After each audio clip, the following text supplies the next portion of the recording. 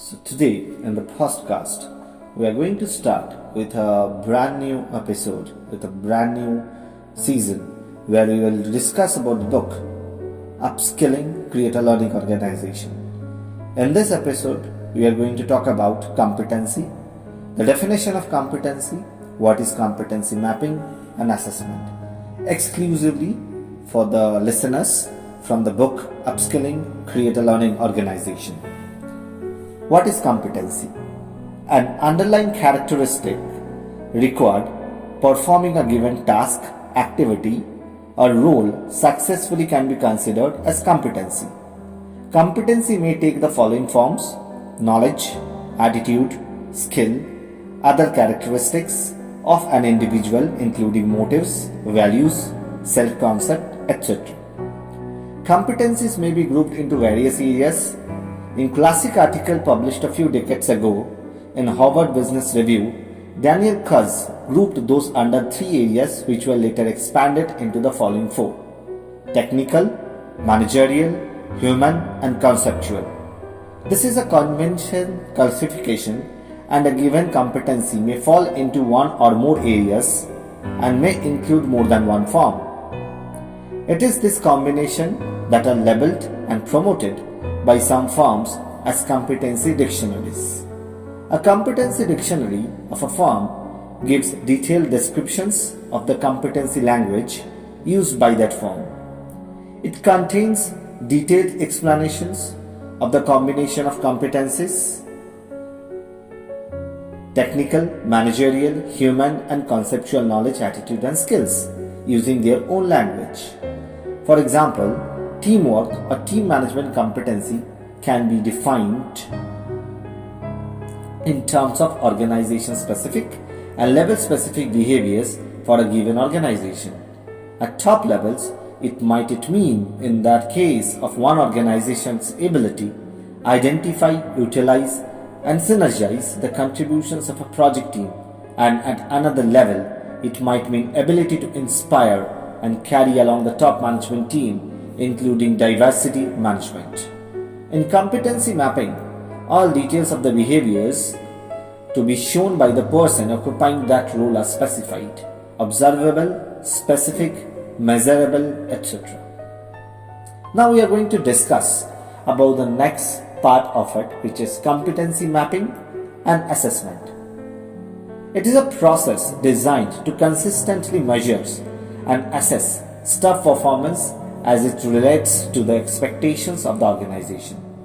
A competency map is made up of four areas of competence attributes. Number one, personal attributes, the characteristics which enable the employee to attract others, to well-reasoned and logical point of view, to effectively communicate and to relate to others. This include insight and judgment, integrity and ethics, continuous personal improvement, commitment and performance stability, interpersonal orientation, project management skills, innovative creative thinking, presenting or speaking, business writing, professional demeanor, and then it comes to the third part of it, which is leadership qualities.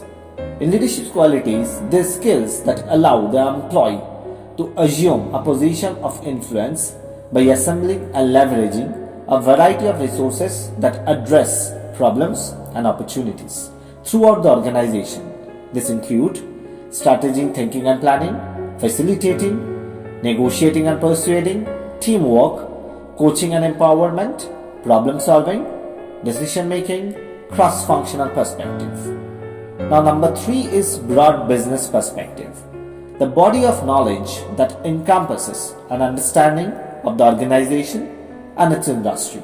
This include the organization and industry knowledge, internal and external consulting, business relationship partnerships, current and emerging management practices, best practices, risk management, mergers, acquisitions and strategic alliances, management accounting, organizational systems and processes. Number 4, functional expertise, the traditional technical skills that employees should possess and which form the basis for their unique ability to understand an organization from a perspective that others cannot. For example, a finance professional should have knowledge in the following: financial analysis, treasury management, cost management, human resources, taxation, information technology, control environment, financial and statutory reporting and accounting principles, internal audit, budgeting, forecasting, and business planning. Once a competency map has been developed and validated, it can be used as a tool to manage, evaluate, and develop employee performance, recruit and select individuals that possess the skills required in the position, and compensate individuals based on their demonstrated performance. The competencies have 5 characteristics, namely motives, things a person consistently thinks about or wants. The cause action motives drive, direct, and select behaviors towards certain action. Example: achievement motivation, people consistently set challenging goals for themselves, take responsibility for accomplishing them, and use the feedback to do better. Traits: physical characteristics and consistent response to situations. Good eyesight is physical traits of a pilot. Emotional self-control and initiatives are more complex, consistent response to situations. Self-concept: a person's attitude, value, or self-image. A person's value are reactive or respondent motives that predict what a person would do in the short run. Example: a person who values being a leader would be more likely to exhibit leadership behavior. Knowledge: information a person has in a specific work area. Example: an accountant's knowledge of various accounting procedures. And then skill: its ability to perform certain mental or physical tasks.